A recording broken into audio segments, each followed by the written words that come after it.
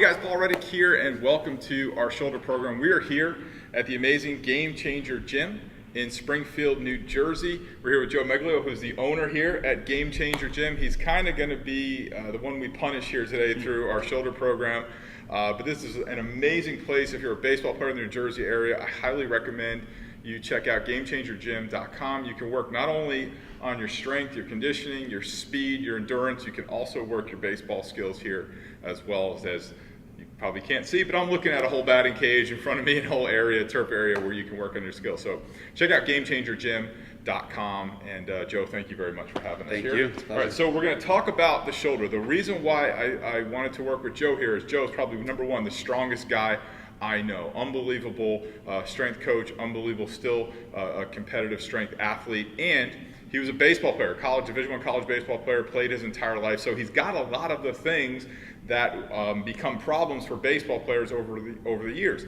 Now, when I say problems, what I really mean is that baseball players, when you're playing baseball all the time, kind of get out of whack. And the official term for out of whack is BAPS, biomechanical adaptation patterns. What happens is we're throwing one way all the time. So our body tends to sit the way it's used. So when we're addressing a baseball player, we're going to look at a couple of things, and what you're going to see is when we look at a resting posture of a baseball player, which is resting posture just means how you're standing, you're going to see that a baseball player will stand much differently than any normal human being. So why don't we take a look at Joe? We'll take a look and assess his resting posture. So why don't you turn this way to the side, Joe. So the first thing I'm going to do is, Joe, just relax, just kind of shake it out.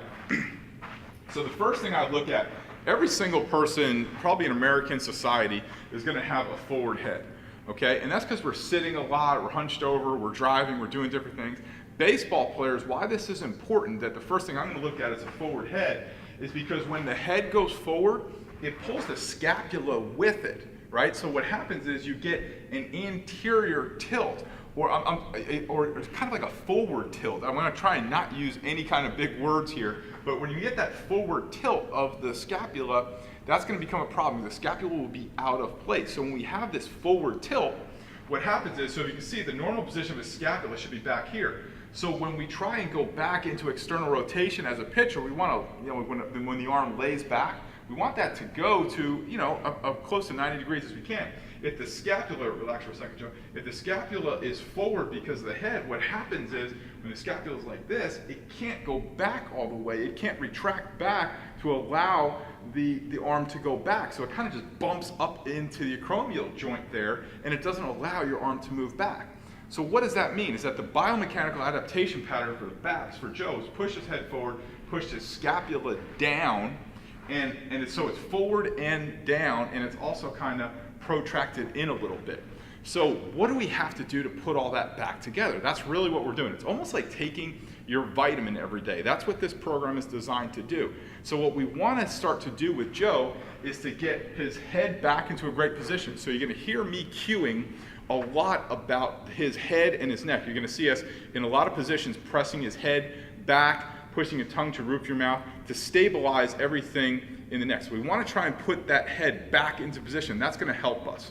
Okay? The second thing we're going to try and do is put the scapula back into position. So there's 18 different muscles that attach to the scapula.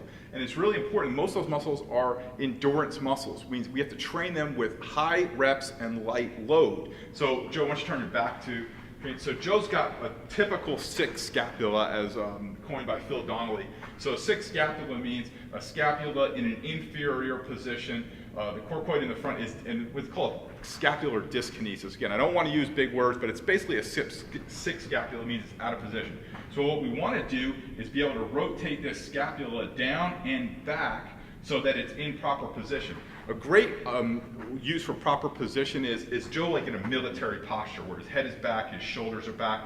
That's putting the scapula in a good position. So what we want to try and do is basically a lot of kind of big words for your scapula gets messed up. It gets pushed up and then it gets pulled down. And when we're going in the pitching motion, the scapula, when we go into hip and shoulder separation, the scapula will retract and then it will protract. So it will go back, pinch, and then it will go back out in when we're going hip and shoulder separation into external, internal rotation. And then when you start to throw, what happens is depending upon your arm angle, your scapula will actually rotate upwards. So we're gonna hit a lot of those positions, and we're gonna try and put Joe's scapula back into position today so that he's better able to actually do the things that we're instructing. A lot of times we're instructing players to be in certain positions, be in certain movements, but they're not anatomically built to be in those positions. So what we're gonna do today is like taking our multivitamin for our scapula, we're gonna try and put everything back in together. That also means we're gonna have to attack some other parts of the body. We already talked about the neck, but we're also gonna talk about Joe's T-spine, and we're gonna talk about his glutes. We're gonna wake those up, we're gonna wake up his T-spine, we're gonna work on his neck, work on his scapula, and we're gonna put together a whole program that you can probably knock out in probably about 10 to 12 minutes daily.